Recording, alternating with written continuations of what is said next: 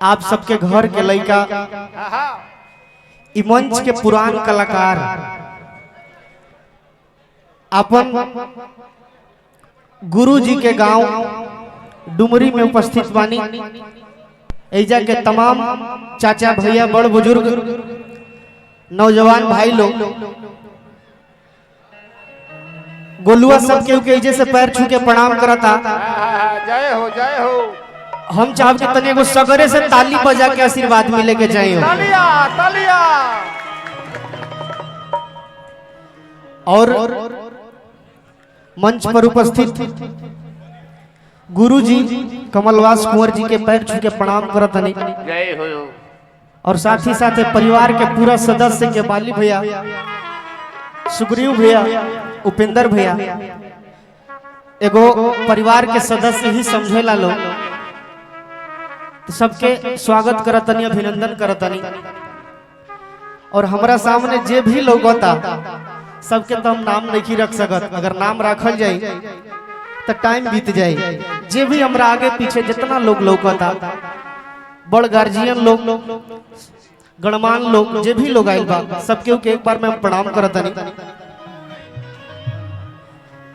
और ज्यादा समय ना लेते हुए, घड़ी तो T20 के जमाना बा, धक धक मारा ना तो बोल्ड होके हट जा। IPL चालू बा। अगर आप सबके आदेश हुई तो छोटा सा एगो देवी गीत, हल्का सा एगो मुखड़ा गाती हो, तने एगो हाला करके बताइयो लोग का।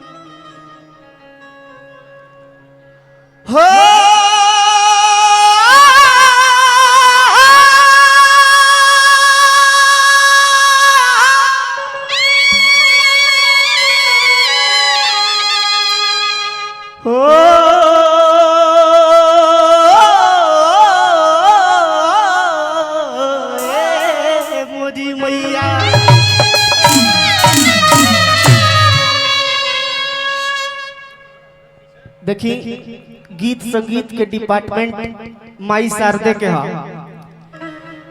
एगो छोटा सा माई के वंदना बा। कैसे कि माई मक्का, माई मदीना,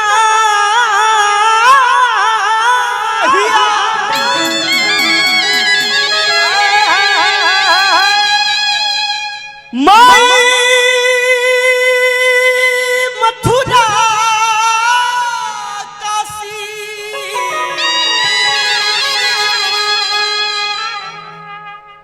जे माई के करी न पूजा धरम करम सब नासी, की कर जा माई के ना चुकोल भगवान हो, त महिमा महान माई के। जय हो जय हो। ए भाई पशुपति कॉफी बनौला कितना देर हो गई, अभी तक चलन लायक। पशुपति जी कॉफी चलवाई।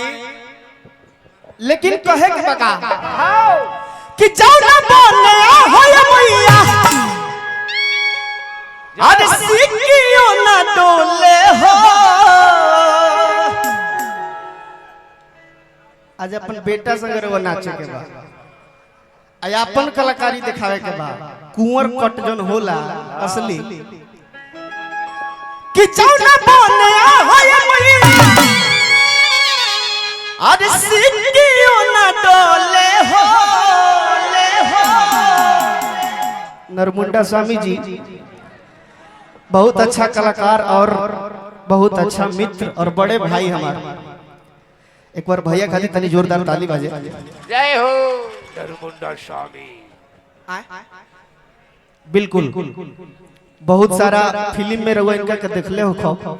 अपकमिंग भी फिल्म बाड़ी सा और आप सब ढेर सारा प्यार दी, भैया के भी आशीर्वाद दी। लेकिन कहे के बका कि जाओ ना बोले हो ये मैया अरे सिक्कियों ना डोले हो कितना ही बनवना कितना ही बनवना तमया मोरी लंगली बसेरा हो कितना ही बनवना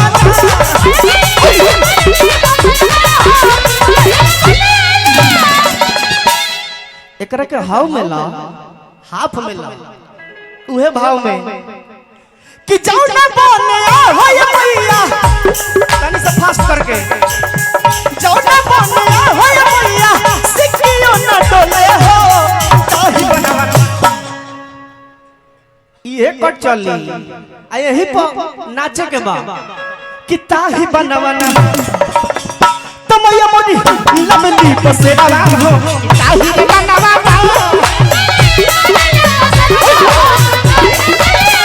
तमया मोदी लमली बसेरा हो ताही बनवाना।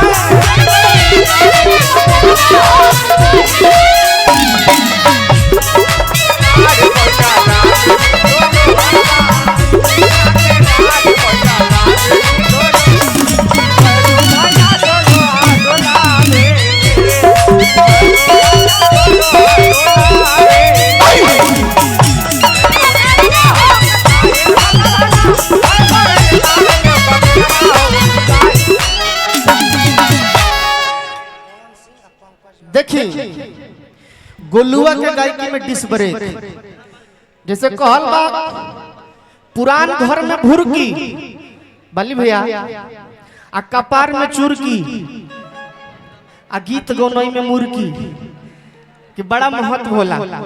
देखिए का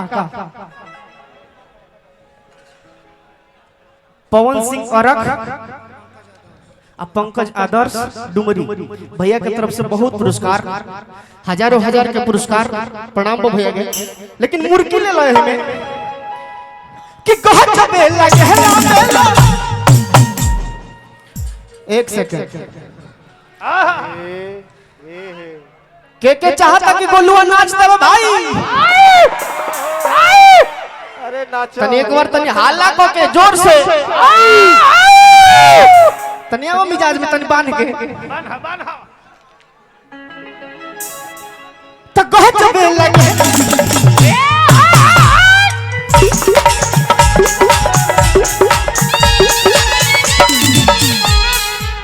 तिहाई वाला ले लो तो कह चबेला कहला बेला